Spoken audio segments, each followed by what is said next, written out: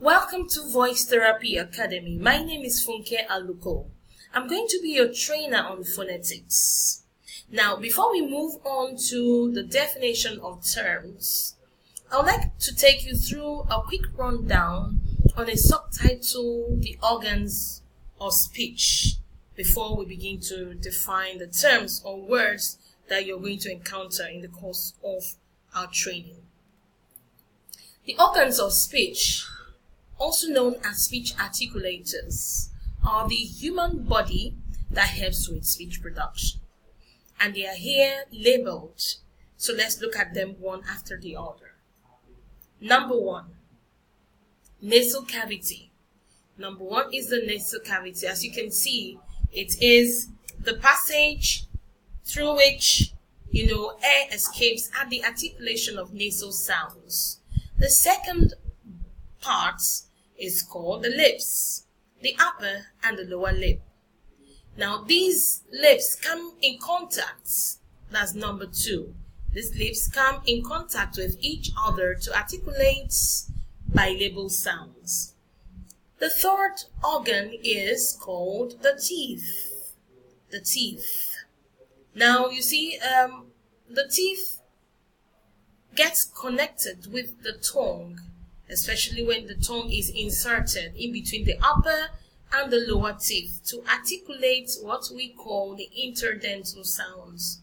The interdental sounds. By the time we start treating those sounds, you begin to see how related it is. The fourth part of the body is called the alveolar ridge, producing the alveolar sound. Alveolar sound. Now, the fifth part is called the hard palate. With your tongue, you can actually feel it to know if it is hard or soft. The fifth human body that helps with speech production is called the hard palate. Furthermore, you get through to the sixth part, which is called the velum. The velum is also called the soft palate.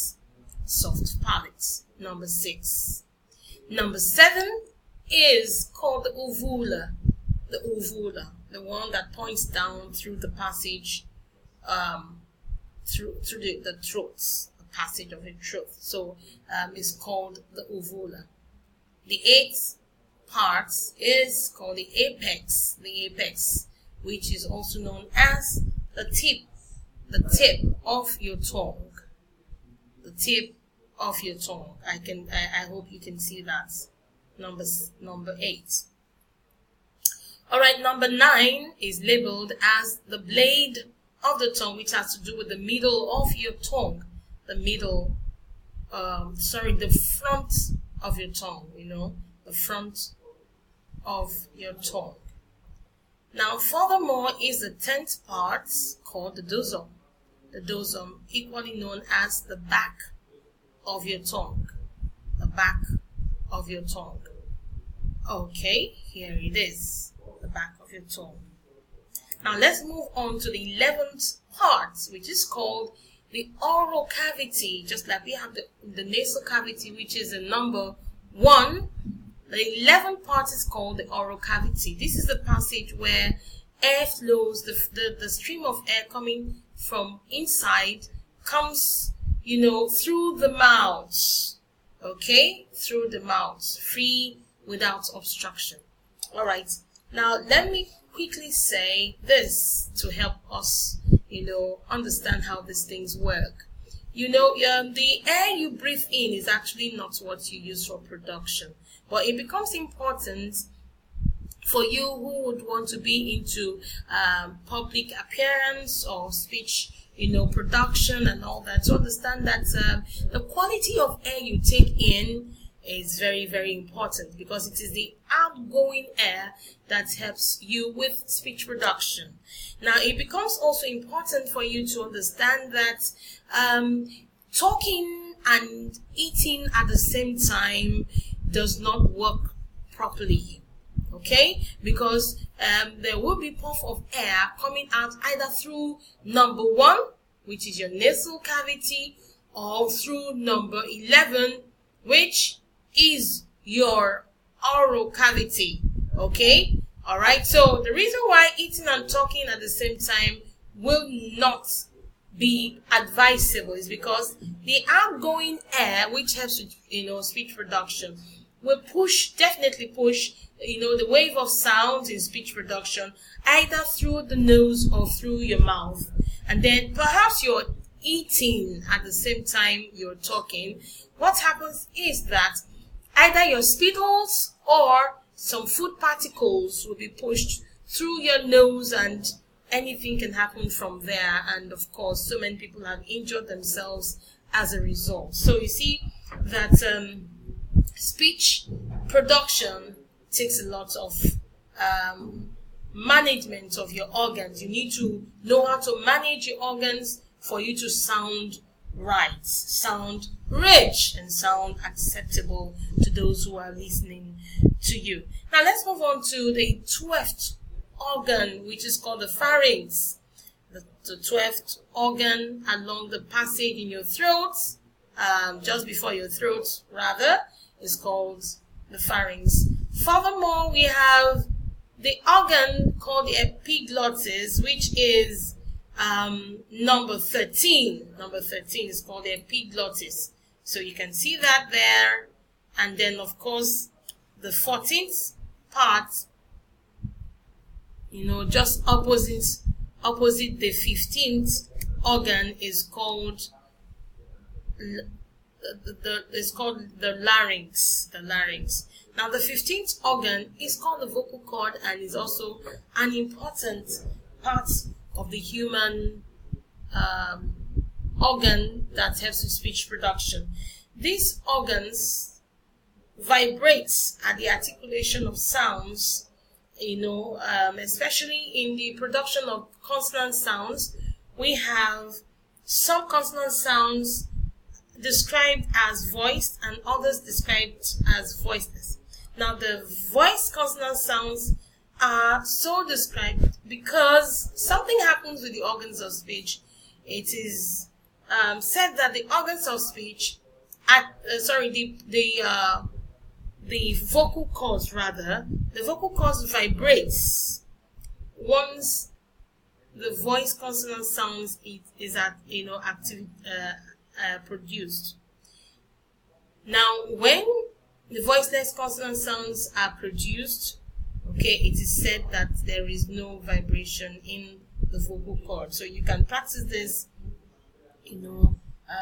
on your own, or when we get in, handling the consonant sounds, you begin to appreciate what is being said now. The 16th organ is called the trachea. The trachea. All right? It's called the trachea. And then, of course, opposite it is organ number 17, which is the esophagus. So these are the organs that help with speech production. You need to understand these organs. You need to know which organ comes in contact with which organ for a particular sound to be articulated. If you get to understand or know how they function in the production of the different sounds, you would sound right. So there will be nothing like what we call language defects in the spoken English. So for anyone who wants to understand how to speak a particular language, you need to know how the organs function in that given language to be able to sound right. Okay, having done this, let's now move on to the definition of terms.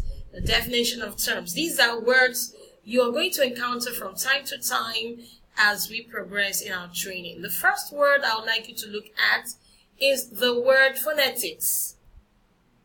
Phonetics. What's the definition of phonetics? Phonetics, first of all, you need to understand is from a Greek word, which is phone. A Greek word called phone, which has to do with sounds. Okay? It has to do with sounds.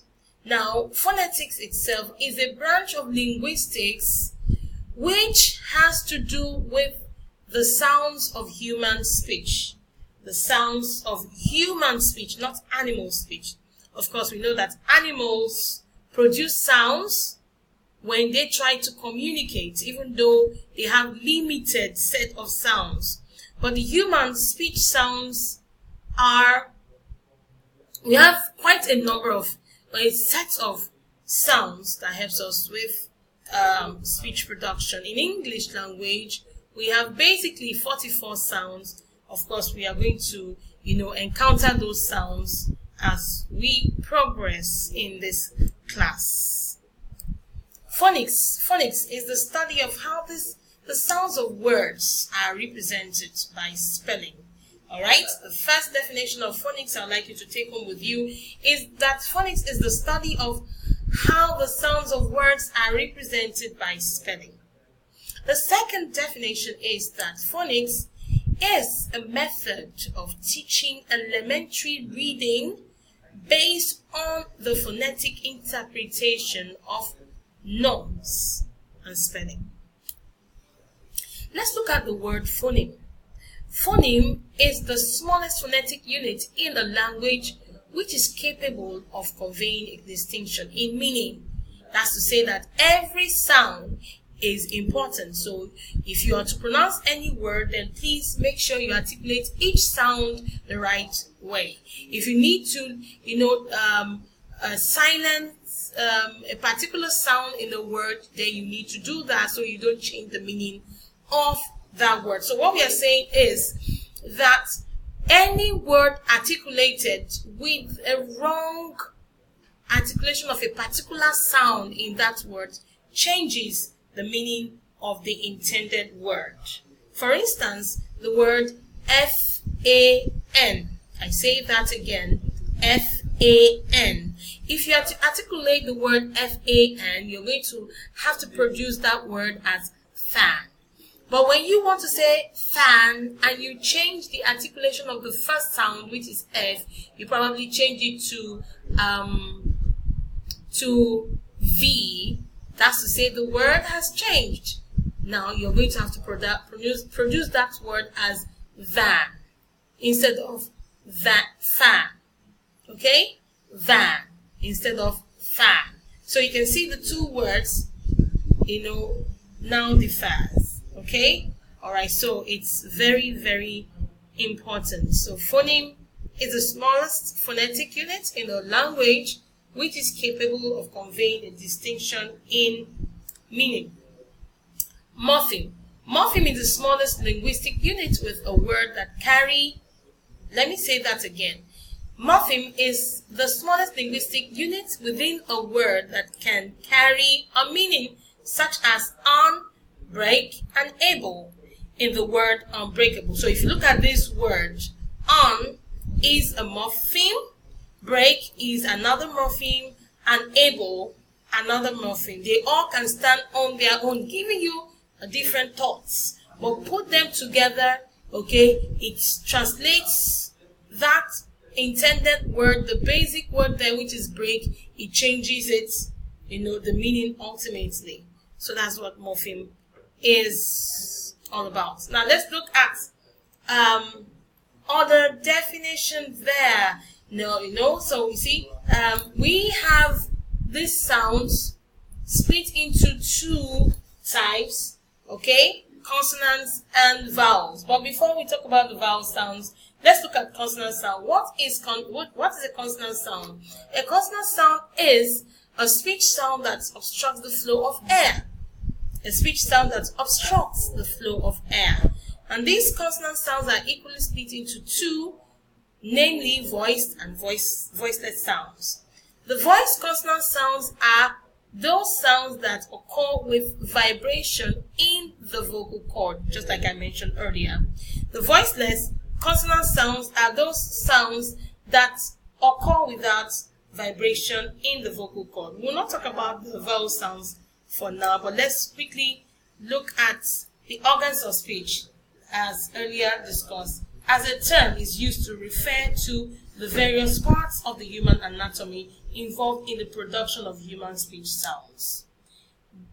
Now, We have talked about some terms, talked about the organs of speech. Meet me in the next class and we'll talk more.